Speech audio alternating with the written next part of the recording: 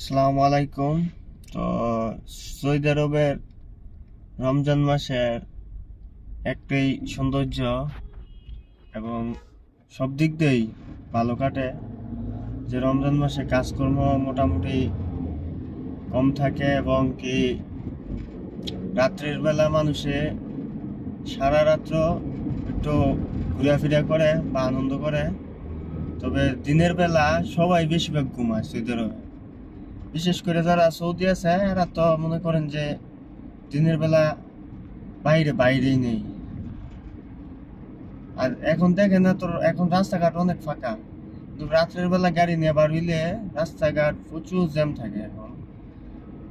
তো বিশেষ করে দিনের বেলা সবাই ঘুমায়, তো রমজান মাসে বাইরে কম বাইরে।